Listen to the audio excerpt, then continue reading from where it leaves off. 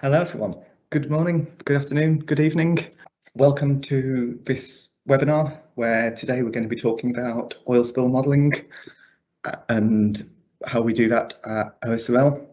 To begin with, I'd just like to introduce ourselves. My name is Simon Blaen. I am the Geomatics Supervisor based in Southampton in the UK. My primary role is delivering oil spill modelling and mapping projects. I've been with OSRL for about 10 years now. Started off as one of the responders, going out and responding to spills. And then in the last 4 years or so, I've specialised in the delivery of oil spill modelling projects. Joining me today is Hon Phui Hang, and I'll let her introduce herself. Thank you, Simon. So good morning, good afternoon, and good evening to all. So my name is Phui Hang. So I'm based in Singapore. So I have a hold in the positions of the Response Readiness Lead for the APAC regions. So basically, we sit in the response department. I'm one of the spill responders that will be deployed on site. So likely when you call in OSRL, when you talk to duty managers, or you need a technical advisors on site, I will be the one of those that will be sending you to respond in the spill. So I'm also a trained oil spill modeler, which actually runs the modeling for the APAC regions. So today we will just do some sharings on the modelings at OSRL, so to see how it actually applies in terms of preparedness and response.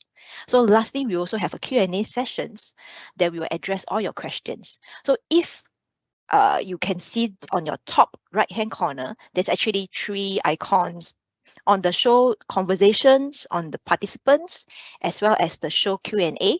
So you may actually have typed in the questions in the show Q&A or the chat box, the chat group box. So at the end, during the Q&A sessions, we'll address all your questions there. So meantime, you just sit back, relax, and see for our presentations. So back to you, Simon. So I wanted to start off this session by talking about what oil spill modelling is in a very general sense. And I think that statement at the top there captures it very nicely. Oil spill models attempt to capture how oil interacts with the natural environment. So when oil is spilt on the sea surface, it undergoes a whole range of changes and interactions. To begin with, it will begin to spread out. Some will evaporate, some will mix into the water column. It might begin to emulsify. It will be pushed across the sea surface by a mixture of currents and winds in the area, moving the oil around, and it might end up impacting a shoreline somewhere. All of these processes that I've just described here are all happening together. They're all interlinked with one another, and so to estimate kind of how all these are taking effect at the same time becomes quite a complex problem, and that's where the computer modelling comes in, as it can do these calculations for us and make these estimates. And really where we're trying to get to with this is where will the oil travel to, and how is it going to behave over that time? What are the chemical and physical changes that are going to occur? So all oil spill modelling really is coming down to those 2 things. Here at OSRL, we use oil spill modelling in two main areas of application, and this is what we're going to be structuring this session around. The first area is in support of a response. So when there's a real incident ongoing, we have on-call modelers, which Phui Hang and myself both make up some of those teams. We have on-call modelers available in both Southampton and Singapore, where we can run oil spill modelling 24 hours a day, 7 days a week in support of an incident. So what we would normally do here is produce a 5-day forecast looking ahead of where that oil is going to go and what's going to happen to that. And then that can be used by the response teams to plan their response accordingly. The main software that we use here is a package called Oil Map. This is oil spill modelling software that allows us to make to be set up very quickly and can give us results almost immediately that can then be fed back, where time is really of the essence. Phui Hang is going to be talking about the response modelling capabilities and what we can do here a little bit later in the presentation. The other application that we use is in preparedness or planning for an oil spill. So this is before an oil spill has happened, when we're making sure that we've putting together appropriate plans to deal with that. And to do this, we have the luxury of more time. We can do a much more detailed study into what's going to happen to that. And for that, we have a dedicated team, which I lead here in Southampton, where we run oil spill modelling, as I said, in a lot more detail. And for that, we use a different package called OSCA, which can make those predictions for us. With that, we also have tools such as ArcGIS and MATLAB, which we use for further analysis and interrogation of those results. To start off with, then, I'm just going to go through some of the work that we do in preparedness modelling, so planning for an oil spill, and how we can use oil spill modelling to help us here. So when we're thinking about it in this context, the key thing to remember here is that this is before a spill has occurred. We're talking about a very hypothetical situation. We don't know when this spill is going to occur. We don't really know how big the spill is going to be or many of the details of it. So we're dealing with a lot of unknowns. But to help those putting together the plans for the oil spill modelling, we have almost a series of questions that we're trying to answer through the oil spill modelling. On a very initial level, we can be thinking about, we're trying to answer the questions around where could the oil go, what's going to happen to it. And in with that, where the oil is going to go to, what countries is that going to impact, what sensitive areas is it going to impact, the coastlines of certain countries, and understanding a sort of an area of extent that could be impacted by this spill. In addition to that, we can then dig a little bit deeper and look at, as well as what possibly could be impacted, what are the more likely outcomes that are going to come from a spill, which are the higher probability areas that are going to be where we would expect the oil to go, and how long is it going to take for the oil to arrive there. This is all useful information for planners when putting together those response plans. We can make an assessment on the seasonality and how that might affect the outcome of the spill. For example, if it was monsoon season and there are in that area during that season there are strong winds pushing from the southwest, then that might result in a very different outcome of that spill compared to a different time of year when the winds might be pushing the oil in a completely different direction. The modelling can give us an estimate on how much oil could impact a shoreline. This is useful for planning for a shoreline response. First of all, which shorelines might we need to clean up oil on, but also how much oil are we going to have to deal with? How much waste storage are we going to need in order to be able, once that oil has been cleaned off that beach? We can look at what we would call a worst case outcome and what that might be.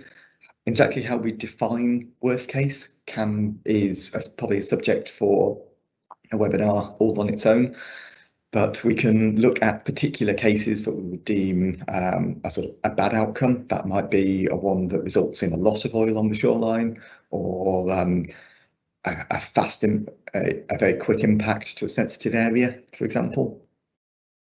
And we can look at that in a bit more detail and understand what's going on to result in those outcomes.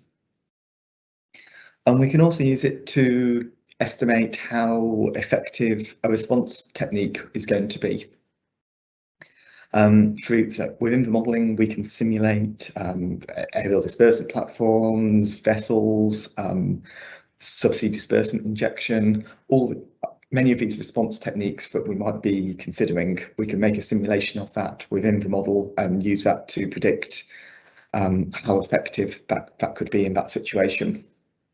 In order to answer those sort of questions, we use a technique called Stochastic Modelling, and I'd just like to take a few minutes just to explain how that technique works and what it is which I think will help explain and help with understanding of what those outputs look like that you will see from that. The first step of stochastic modelling is to identify our release scenario. So by release scenario, we're talking about defining details of the spill itself. In planning situations, we often use the idea of, if you plan for the worst case situation, then you're only then you're prepared for anything any situation that will arise. And so what we're trying to do here is identify what that worst case oil spill release would look like. And this is something that we can't do alone, but we can provide input to with our clients and our consultants to figure out what they are. And that's normally something like a well blowout scenario, or the total fuel inventory of the largest storage tank on board, something like that. And we will end up with some details around how much oil is being released, over how long, what type of oil that is. And we then base our modelling around that scenario. And we can enter those input details into the oil spill model and run that with a set of ocean currents and winds, and that will show us, that will predict us one outcome that could result from that spill. So in that example on the left-hand side there, the oil has been released from that red dot, and then the winds and currents have carried that oil northeast up parallel to that coastline, and it's ended up just at the top of the island there. And that is good. That gives us one possible outcome from that spill. But if that were to happen a week later, 2 weeks later, there might be different winds, there might be different currents, and we might end up with a very different outcome of where that spill would go. It might get pushed in a completely different direction and do something very different. So to account for this, we run a whole series of simulations, all with the same release scenario, so the same amount of oil, the same volume, the same type, but each simulation experiences a different set of winds and currents. And so we start building up this stack, this library of all the possible different outcomes that we could get from that oil spill. And in order to get enough that we can do some good analysis, this is probably 100, 200 simulations that we're doing here. And so we end up with this whole set of simulations which give us a range of outcomes, which is useful. But in order to distill that and concentrate that information into something that is usable and we can action, there's then the final step, which is to create what we call the stochastic outputs. And this combines all those different outputs together, runs some analysis on them, and we can then produce things like probability maps, arrival time maps, of showing a combination of all of these different simulations all on one map. These are the outputs that I'm going to that I will take you through now, what they are and what they mean, and a word of caution around interpreting these outputs. So all of these outputs can be we can produce for sort of three main what we call compartments within the model. Oil on the sea surface, oil within the water column, and oil that has reached the shoreline. I'm primarily going to focus on the surface impact here, but there are equivalents for both water column and shoreline. I just don't want to present it all at once here because we can end up with probably too much information there. The main output that you will quite often see from stochastic modelling is the probability map, which is what's on the screen here. This is showing us a spill that has been simulated from the centre. There's little crosshairs just in the centre there, and this is that stochastic output.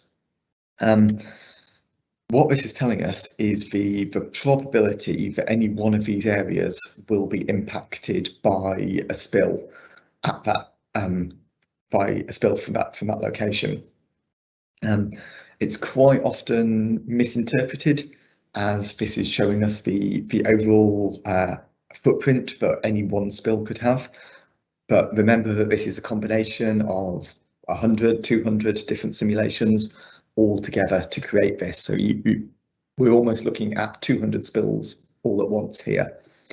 In order to, so if you just go back one, in order to interpret this, we can look at the, for example, one of the areas in yellow there, in that yellow ring around the spill, that's showing us for any one of those areas could be impacted between 5 and 25% of the time. So not every spill is likely to impact that area of that yellow, any one of those areas within that yellow band. We can also think of that in reverse, in that 75% of the simulations did not impact that area there. So if you think about it in that way, it often paints a much more positive picture around the spill, and rather than this huge splat of oil on the sea surface, which it isn't showing, but often will get interpreted in that way. Can we move on to the next one now, please, Phui Hang? We can use the same set of data from those simulations to, as well as probability, to calculate the arrival time of oil to the area. So again, this here is showing us the minimum arrival time that oil could arrive at that area based on any of those simulations. So this is really a sort of a worst of the worst output. So at those outer areas, we're in the dark blue. In any of those simulations, the oil didn't arrive at that location until at least 3 days after the spill started. This is another output that we get from that model, from that same set of data. This time showing us the maximum thickness of oil that could be experienced at that location. And again, this is a worst of the worst sort of situation. So, but again, for planning, that's useful to know that we're not going to expect to see discontinuous true colour oil beyond a certain distance away from that installation. As well as displaying this information on maps, we can also we can also calculate this in terms of statistics to either countries, shorelines, protected areas, and present that information in a table. So the way we could interpret this is, we'd say that for Shoreline C might be a certain country, 15% of the simulations resulted in shoreline impact to that area, and we wouldn't expect to see any shoreline impact occurring in less than 12 days, 8 hours. That was the absolute fastest for any of those simulations resulted in impact to that area. We can look at summary simulations in a bit more detail if we want to. So on the screen there is that stochastic output from before, and you can see one of those simulations at the top looks like it's hitting the shoreline, for one sort of heading to the northwest. So we can extract that to look at that in a bit more detail. If you could just click on again, please, Phui Hang. So we can extract that one simulation and look at that and look to see what was happening in relation to that very simulation, and see, and we can get corresponding details of the mass balance, how that's been behaving over that time. And lastly, the response strategy simulation. The way we would normally do this is by running a pair of simulations, one with no response and one with a response technique applied. So, for example, the use of aerial dispersants, and we can plot on a graph. Usually we'll be looking at the amount of oil on the sea surface, and we would expect to see a reduction in that amount of oil that is left on the surface through by whatever response technique is there. By how much that is reduced by, that allows us to make estimates on, to say, if we use aerial dispersants in this situation, we might expect a 20% reduction in the amount of oiling on the sea surface. And we can use that to help, we've used that before to help justify the use of certain response techniques, or to justify not using them if it's something that we don't think is going to be effective and the modelling is agreeing with that. I wanted to talk a little bit about how oil spill modelling fits into the bigger picture of oil spill preparedness and planning. The need for these oil spill modelling studies usually comes about from either environmental impact assessment or an oil spill contingency plan as they're being developed. And the results of that oil spill modelling will feed back into usually both of those documents, and will be used to help plan for that situation. There's a few other areas where the oil spill modelling quite often feeds into as well. If the modelling is suggesting a shoreline impact to sensitive areas, or if it's very short arrival times, then that might trigger the need. Then that might trigger the development of shoreline response plans, which are more detailed plans of how we would respond on a particular area of shoreline. And we can use details such as the arrival time of oil from the modelling to help inform those plans. The modelling can also feed into sensitivity mapping studies, again for areas of shoreline where there's a particularly high risk or a particularly short time for arrival. Then we can map out all the environmental sensitivities, the access arrangements on areas of shoreline to help speed up and improve that response as it would happen. And lastly, it can also tie into equipment stockpiles and the decisions behind and placements for those, where that equipment is going to be put. What type of equipment is going to be useful in a response situation. Just to conclude this section, I thought it would be worth mentioning about what a typical study looks like for us.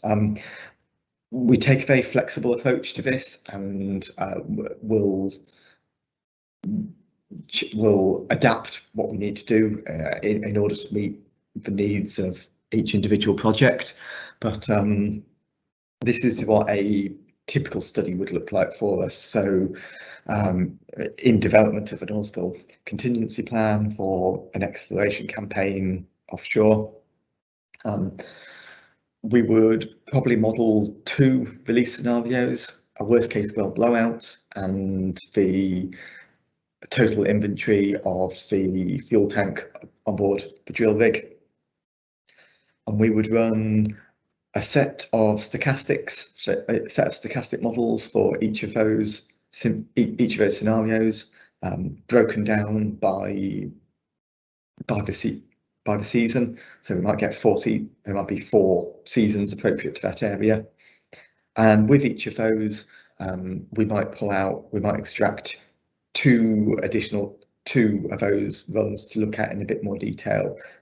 For example, for a situation that results in the most oil on the shoreline, and the situation that results in the fastest oil impacting the shore.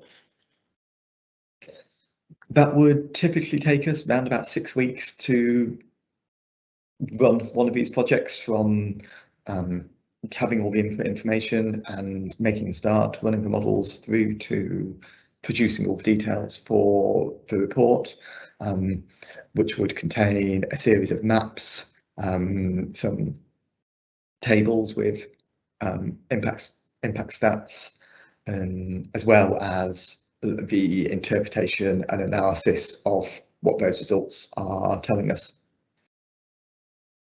So that brings me to the end of this section on the preparedness modelling. I'll hand you over to Phui Hang now to talk through the response side. As a reminder, if anybody has got any questions, then please put them in the chat and we will pick them up at the end. Thanks so much. Over to you, Phui Hang. Thank you, Simon. So I will touch on the response aspects. In Singapore, we have a group of trained modelers to also run the simulations. Mainly, we use the OIMAP software. So we're going to talk about what are the possible outputs and how we actually applies in the response. So during a spill, there is only one response strategy, and this strategy is made up of a collection of response options or techniques appropriate to the given circumstances and conditions. Modeling is one of those options. We know time is the essence in a response. What is done and what can be done for the first 24 hours is critical to make an efficient and effective response. So trajectory modeling is often requested as it tells us where the oil will go and what will happen to the oil during the model run. This is referring to the fates of oil, such as the biodegradations, evaporations, shoreline strandings, emulsifications, and more. With the outcome, it helps in decision making and prioritizing of resources. As the spill continues, trajectory can be run daily with updated weather data and spill details. So what is a trajectory modeling? We use trajectory modeling for spill and exercise, as a trajectory is a single model run and it's run on a particular date and time stamp. With more certain and real-time data, such as the spill location, type of oil product, amount of oil spilled, current and wind data, you can know within the next few days if it will impact any shoreline. If yes, when and where will it hit the first shoreline? How much oil is left on water surface due to evaporations? Will it cause any maritime boundaries that you need to inform the relevant government authorities? Also, will the dispersant applications likely or unlikely to be effective if the viscosity of the oil exceeds 10,000 centistoke? From the model output, it helps to develop response strategies and identify the resource needed. If shoreline is likely to be impacted, one will need to think of shoreline cleanup in addition of at-sea containment and recovery for a response. If the oil gets too viscous, will you consider to put more resources on the mechanical means using the offshore booms and skimmers compared to dispersant application? So all these informations enable informed decisions making during a spill. OSRL commonly use OIMAP and OSCAR software to run oil spill modeling. So during a response, we use OIMAP often as it is easy and quicker to generate the model output as we are running a single model run for surface released. We will select the best match oil in the database, and shapefile or the KMZ file can be exported to overlay on the GIS platform such as Google Earth. Whereas OSCAR has the capability to run surface and subsea release modeling, but it would take longer time. More steps will be required to create a better overlay files for GIS. Task is usually used for preparedness work, while time is not a critical factor as compared to response. There are several modeling deliverables that OSRL provides during a response and you may request for. So let's take a look for the trajectory screenshots report. It is usually a 5-day modeling forecast with different time intervals to see the oil movement. Time intervals at 1 hour, 3 hours, 6 hours, and 12 hours, and subsequently will be a 24 hours from day 1 to day 5. You will be able to see the land water grid. You will see the directions of the oil is traveling, the impacted areas. So this gives you a very visual displays on where the oil will head to and the areas that we are likely to be impacted. Usually followed by a response modeling report. There is actually a 2-page report that indicates the oil weathering results. From this report, you will be able to see the coordinates of the first shoreline impacted, the time to reach the shoreline, the time to cross maritime boundaries, if applicable, viscosity at the end of day 5, also the details on the fate of oil after 5 days. So you want to know after evaporations, how much actually left on the water surface. So all are able to be displayed in these reports. So the second page is actually more on the spill details, the coordinates of the spill locations. Is it actually an instantaneous release or is a continual release? So, and the certain weather data that we use or the client can provide. We always encourage that if the client do have the weather data, it is good to provide us so that you can actually run with more real-time data.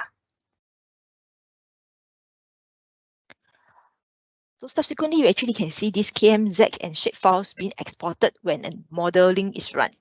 So it can be used to overlay in a Google Earth, and you can observe and monitor the oil movement as the spill continues with different overlays. So for example, you can see that from here, this is actually an example to run for during a exercise. So we actually run for these presentations. So it actually take place in the place of Singapore. There's the Southern Islands and actually hit the south side, which is the Labrador Park or even the south of Singapore and certain ports and harbors. So if this sense, you know that these are the areas that you're going to impact. So what are the response strategies? Actually, do you actually protect the southern island first, or you actually go towards the Labrador or even the south tip of Singapore, or even to the ferry terminals or even the ports at the further up? So you will learn or you will know what to prioritize your resources required. So do you actually deploy or where you deploy the resources to? So as time goes by, you just on the overlay and you can see a trend or a pattern on how the oil actually move. And from there, you can keep a record and to update your situational awareness or even to put inside your common operating features platform that you actually can see the overall situations and give the incident management team a better idea to make a better decisions. So all these the files can be exported or it can be generated upon every model run. So lastly, the videos. So there will be, we can actually generate a short clip, but usually this file is, the file size is huge and harder to send over in an email. So OSRL will usually set up a secure folder to share large size files to client. A simple version is actually discussed in earlier during the trajectory screenshots report.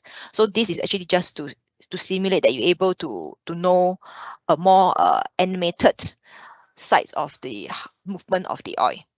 So this can be request, but not necessary for during a response. So it's actually important that you know what you want during what you want to know about during a spill. So do you want to know where the oil actually travel to, or you say that whether it actually impacted the shorelines, you want to put resources to the shoreline, or if you know that there's actually, take example is a diesel, it has high evaporation rate or is considered to be a light oil. You know that evaporations rate will be high. So do you actually, what response strategies can be evolving, and modeling can actually help you to verify or at least to know how much evaporation rate is taken place and how much oil will be left on the sea surface for the response. Even though oil spill modeling is a good response technique, but it has its own limitations. Just now we mentioned there's certain informations that you need to feed in, like the spill locations. I think the important will be the weather data. So we can use our own forecast weather data, but we always encourage the client to provide with the real-time data so that it can be run to up to a more better accuracies. So with that, the model output should be always verified on site. Surveillance is actually another technique used to serve as the eyes of the incident management team on site for better situational awareness and verifies the initial report and the model output. Surveillance utilizes the platform from the sky to the seabed. So examples, it would be the helicopters, the satellites, even the drones, and to the autonomous underwater vehicles. Whereas for visualization is the actual data itself, or referring to the means and communication of data. It can be in the form of image, diagram, or animations that communicates a message. Visualizations tools bring all the data together, presenting data in an easy to interpret way that should allow the incident commander to make informed decisions. So to give an example, when a client contact OSRL and they say that there's a spill occurring at these locations, and they actually deploy their aerial surveillance, they took pictures, and they hope that we can actually help to do a quantification of oil. So what OSRL will do is, with the pictures, with the color codes of the oil scene taken from the pilots or being submitted by the client, we're able to do a rough oil quantifications. With that, we also, on top of it, we'll run a oil spill modeling. We'll ask the client if they want to run the oil spill modeling. And from there, you can see where is the movement of the oil traveling. All these informations can be feedback to the IMT and then feedback to the field operations, which is the pilot, to verify these locations, whether there is actually traces of oil presence. And actually, you actually guide the pilots into doing the area surveillance, because the area may be very huge, it's very wide coverage.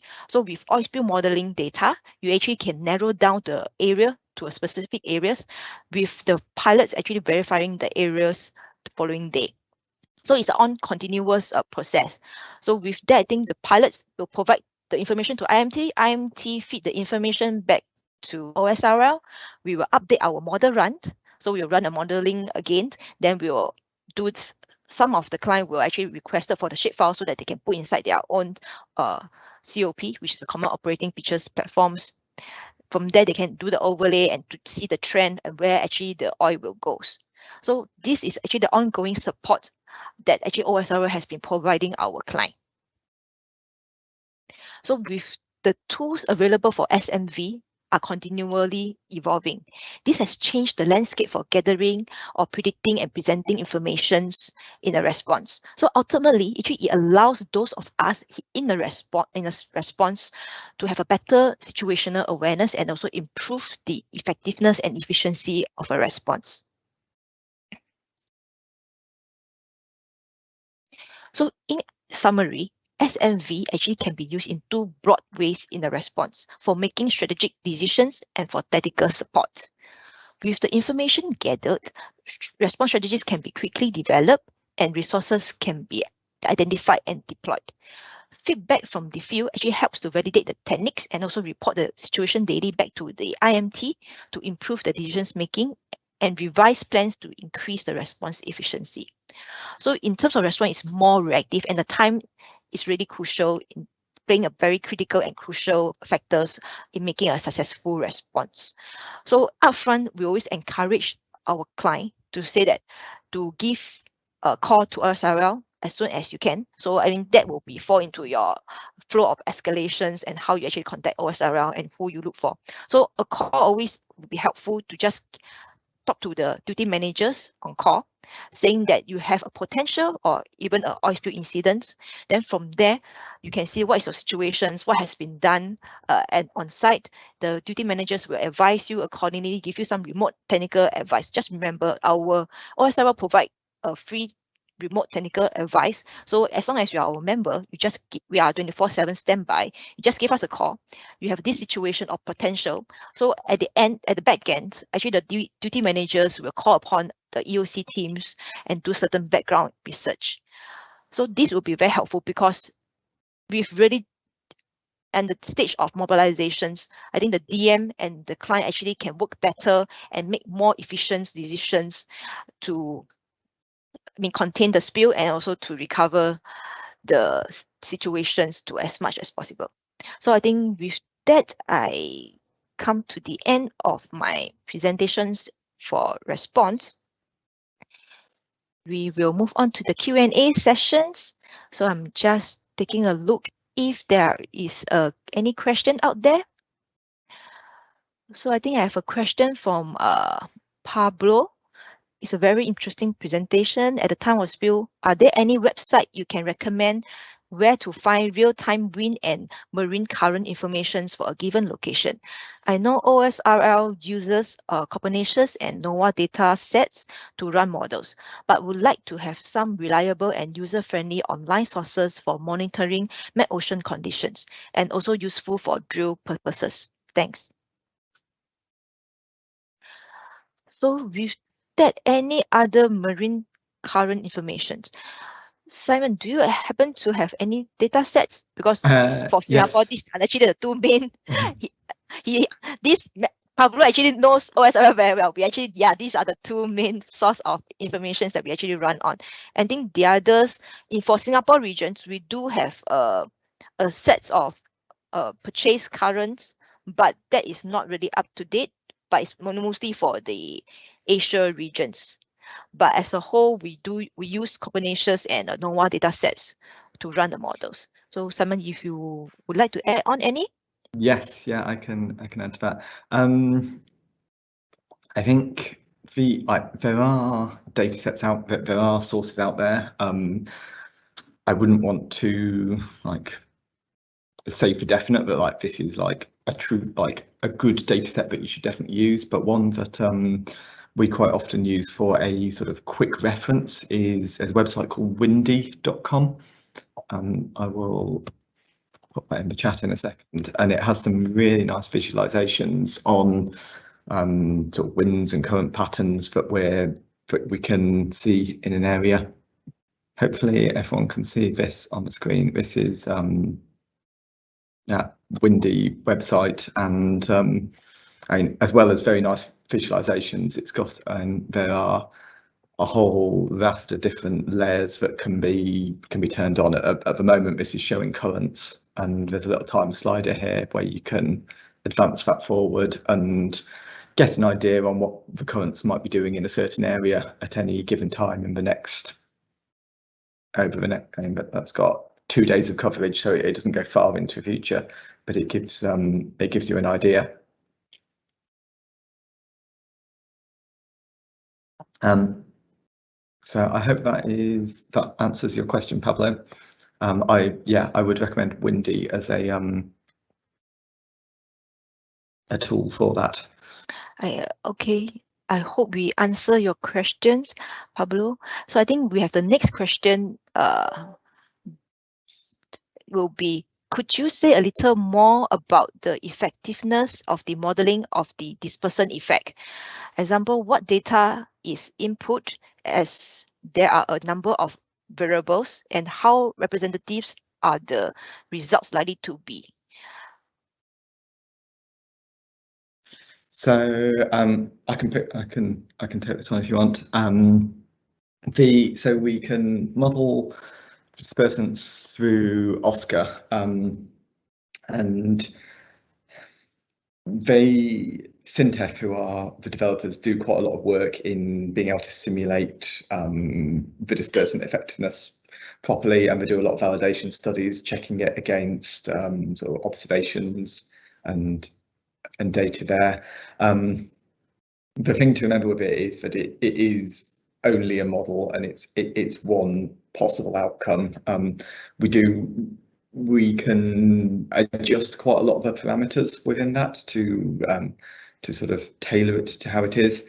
I wouldn't want to put a number on sort of how accurate that is, but we can do quite a lot of work to tweak and adjust it to kind of behave it as we get it behaving as we expect it to.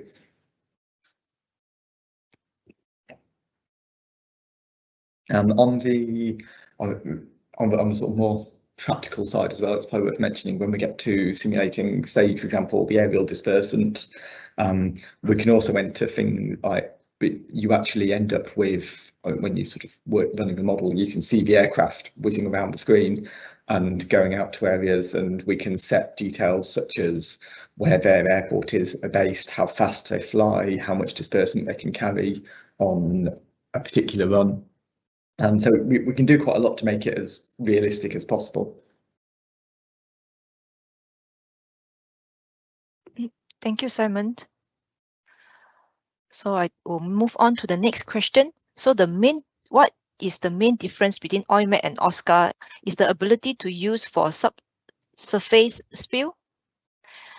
Okay, I think for this, OIMAP has a lot of use. So for in terms of the licensing and everything, so for OSRL, for the OIMAP will be used on surface modeling, while OSCAR can do both surface and subsea or subsurface modeling. So in this sense, if you want to actually explore the full, I would say that the scope for OIMAP software, I think you will have to contact, with the manufacturer itself. But in terms of the capability for OSRL, we differentiate between the OIMAP will be using for surface modeling, because in terms of response, I think we will need it fast. So with that, we just need a trajectory model runs for surface and see where actually impacted, what is the weathering effects of the oil to make quick decisions. So actually, in terms of response, we only just want quick results. We know where the oil will go, what are the possible impacted areas. All these are actually predicted. The actual, you will actually have to verify with the on-site, like the area surveillance or even the on-site or onshore observers to help you see what is the extent of the impact. So it may actually impact or have yet to impact. So example, the modeling suggests 5 days that it will impact the shoreline.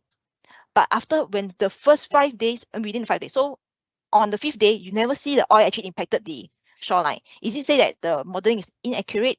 But there's a lot of factors saying it to contribute to it. The data that you actually input for the model setup, the wind, the currents, or even the oil types. To be honest, we actually use the best match oil.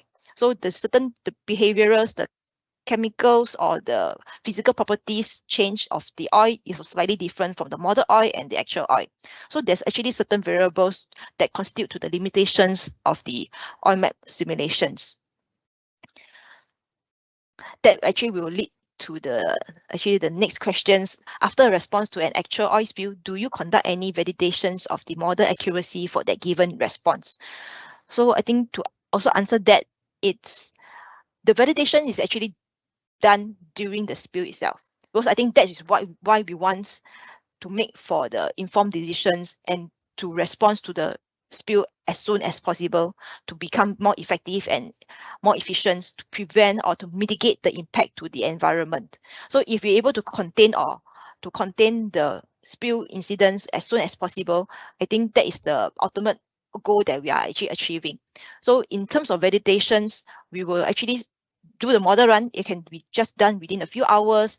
We actually submit to the client, and with the verification of the area surveillance, you really can validate whether the data it's true or actually there's certain variations.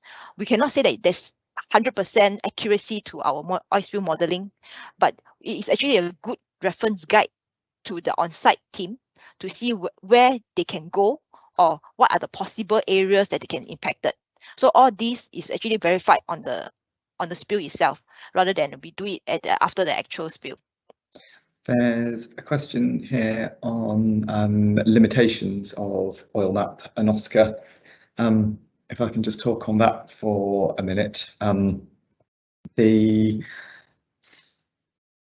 With any modelling software, there are limitations behind it, and the phrase "if you put rubbish in, you get rubbish out" is very true with oil spill modelling. So the model is only as good as the details that we can provide to the model. And one of the big limiting factors there is the ocean currents that we use within the modelling software, and the resolution of them. If we're modelling in an offshore environment, then the currents will be quite representative of the actual situations that we'd expect to see in the area. When we start to get close to shore, if we're working in, say if we're trying to model in a harbour, or where there are lots of islands around, very sort of complex environment with lots of small currents that will be pushing around in different directions, then the data sets that we use probably won't capture all of those details fully. And so whilst the modelling will still run and it will still tell us that the oil is going to go this way, we have to be careful to make sure that we understand what input data that is working with, and if the model might not be aware of particular local effects of currents, which it probably won't be picking up, and so the oil might end up doing something different to what the model predicts, which is why we would always recommend backing up any modelling with surveillance, with observational data, to validate and or tell us where the modelling isn't matching up as well as we might want it to be. Yep, I think somehow also lead to another question by, I think, Michelle.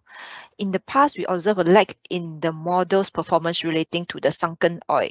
Does the modelling of oil seabed depositions represents a problem today? It's certainly a challenging area to try and capture. Most of the sort of features of the oil spill models that we use are relating to floating oil, and oil either on the sea surface or within the water column. OSCA, which is a model that we use for preparedness work, that does take into account the sedimentation. Once the oil is on the seabed, it stays there. It's a sort of a final destination for it, but the model then doesn't I know in reality we can get situations where we have oil on the seabed as a sort of in a layer that will then be pushed around and moved by currents. The models don't capture that very well, and it's quite a difficult problem to solve. So yeah, that's worth being aware of, again, where the limitations are and what the model can and can't tell you. This is also another question I think asked for OSCA models. How can we get the OSCA models, and can you give details on its use? I think the use is already discussed by the presentations earlier on by Simon. How you get the OSCA model, I think you have to purchase the software for sure in order to use it. So it's actually a licensed software that you need to purchase and install. Yeah, but I think the use, in terms, maybe you would need to elaborate what kind of use we are talking about, because I think we share a lot of, in terms of doing preparedness work for using OSCA software, and also in terms of response if you want to utilize OSCA for subsea modelings. So I think OSCA is just one of the models, oil spill modelings that OSRL is using. There's many other tools out there or software out there that can do the same functions.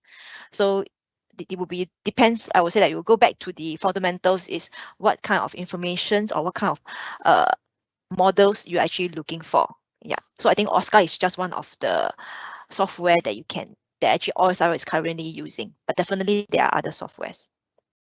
I would add to that and say that OSCA is probably at the It's one of the more complex oil spill models out there. If you're looking for something that's quick and easy to use, then OSCA probably isn't the right tool for the job, but it's very good at giving detailed outputs and results, which is why we use it more for preparedness modelling than response.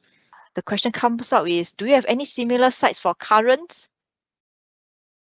Oh, in relation to windy.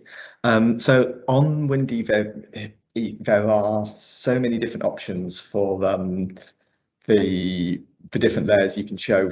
If you hunt around in the more layers section, then there are currents in there as well. I'm not sure which model they're using for that, but it is there. It's just buried and in amongst a lot of other information. So if you keep hunting, you should come across it. There's I mean, we have 2 minutes to the end of session, so I will take in one more question. So what model do you use in case of chemical spill? H2S, for example, but a mixture, not only H2S itself. Actually, do we have an answer for that, Simon? So both OilMap and OSCA are they are just oil spill models, really. They don't we don't do the modelling sort of once it goes up into the atmosphere and the sort of gas plumes and so on. That there is modelling software out there that does that. OilMap has a sort of counterpart piece of software called ChemMap, which can simulate chemical spills. It's not something that we offer at the moment. It's something that we always keep an eye on and look to see if it's something that we might want to do in the future. But as we sort of see it at the moment, it's a very it's a very detailed bit of software that we need a lot of expertise to understand and be able to run properly with any to give any authority to the results. And at the moment, as I said, it's not something that we have. But there are other organisations out there that can do that. Mm-hmm. Thank you, Simon. So I think just to end off, I think there's a participant, I think Warren, I think he mentions earth.nowschool.net is also having some good layering of the Met-Oceans data. So for those who are interested, you can take a look. With that, thank you everyone for joining these webinars to understand more about the oil spill modelings in support of planning and response activities. So if you do have more questions or to actually put forward, please put in to my OSRL at oilspillresponse.com. So we are welcome any more questions that you may have. So with that, I think thank you once again and have a good day. We will come to the end of the presentations. Thank you. Goodbye. Thanks so much, everyone. Goodbye.